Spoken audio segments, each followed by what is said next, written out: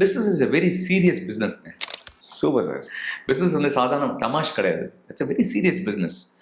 அதுக்கு உண்டான சீரியஸ்னஸ் உங்களுக்கு இருக்கான்னு எப்படி தெரியும்னா, நான் முதல்ல சொன்ன மாதிரி ஒரு மென்டார் கிட்ட போகணும். ஓகே. அந்த மென்டார் வந்து பிரிச்சு மேய்வார் உங்களை. அவர் ஒரு பிசினஸ் மென்டாரா இருக்கும். நீ சும்மா தான் யோசிக்கிறியா இல்ல உனக்குள்ள கண்டிப்பா அந்த பிசினஸ் மென்டாலிட்டி இருக்கா, நீ யோசிக்கிற ஐடியாஸ் எல்லாம் இங்க இம்ப்ளிமெண்ட் பண்ணா கரெக்டா வருமாங்கிறத அவர் சொல்லுவார். பல கேள்விகள் கேட்பார். ஒரு பயிற்சி பட்டறைகள்லாம் அதுக்காக நிறைய நடந்துட்டு இருக்கு. ஒர்க் ஷாப்லாம் நடந்துட்டு இருக்கு. நீங்க அந்த ஒர்க் ஷாப்லாம் அட்டன் பண்ணணும்.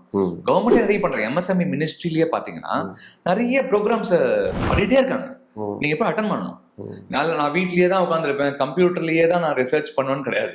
ஃபீல்டுக்கு போகணும். கண்டிப்பா போக ஆரம்பிக்கும் போது 10 பேரை பார்க்கணும். இதே தொழிலை செய்யறாங்கல்ல, அவங்களோட பழக ஆரம்பிக்கணும். அவங்க சொல்லுவாங்க, நாங்க இப்படி ஆரம்பிச்சோம், இப்படி பண்ணிட்டு இருக்கோம், ஒரு ஐடியா கிடைக்கும். ஸோ நீங்க ஒரு 2-3 மாசத்துல உங்களுக்கு ஸ்பார்க் ஆகிற ஐடியாவை மார்க்கெட் ரியாலிட்டியோட மேப் பண்ணி பார்த்தீங்கன்னா உங்களுக்கு புரிதல் வரும்.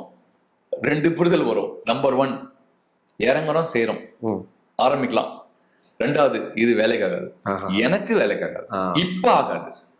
மேபி நான் வந்து கொஞ்சம் I have to go back, இன்னும் ப்ரிப்பேர் பண்ண ஹோம்வொர்க்லாம் பண்ணலாம். அந்த டைம் எடுத்துட்டு வந்து அப்புறமா ஆரம்பிக்கலாம். எக்ஸாக்ட்லி. ஒரு புரிதல். நான் வந்து என்னுடைய அனுபவத்தை தான் நான் இங்க சொல்ல முடியும். Yes sir. நான் 98ல ஃபர்ஸ்ட் ஜெனரேஷன் ஆண்டர்பிரனரா தொழில் செய்யணும் அப்படின்னு நான் ஆரம்பிக்கும் போது என்னோட 26வது வயசுல ஒரே ஒரு விஷயம் தான் நானும் என் பார்ட்னர்ஸ் ஃப்ரெண்ட்ஸ் சேர்ந்து ஆரம்பிச்சோம். அப்போ நாங்கள் ஒரே ஒரு விஷயம் தான் முடிவு பண்ணோம். என்னன்னா, நம்ம இன்னைக்கு மாசம் சம்பளம் வாங்குறோம். அப்போ எனக்கு கல்யாணம் ஆயிடுச்சு, குழந்தை வேற இருக்கான். அந்த மாதிரி என்னுடைய சீனியர்ஸ் அவங்க 2 மற்றவங்களும். ஸோ கல்யாணம் ஆகி குழந்தை தான் இருக்கு. அப்படின்னா நம்ம மாசம் வாங்குற சம்பளத்தை அட்லீஸ்ட் வீட்டுக்கு கொடுக்குற அளவுக்கு நம்மளால இந்த வியாபாரத்தை செய்ய முடியுமா? எப்போ கொடுக்க முடியும்? முதல் மாசமே வராது, 2வது மாசமே வராது. நான் சொன்ன முதல் மாசமே நம்ம வாங்குற சம்பளம் அளவு கொடுத்துட்டோம்னா நம்ம ஜெயிச்சிட்டோம்.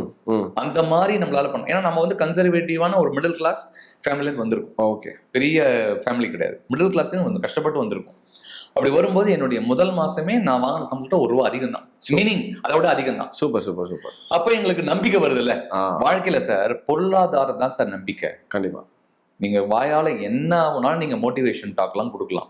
அல்டிமேட்டா பேக்கெட்ல காசு இருந்தாதான் மரியாதை. கண்டிப்பா. உங்களுக்கு உங்க மேல மரியாதை, மத்தவங்க எல்லாம் விட்டுருக்கு.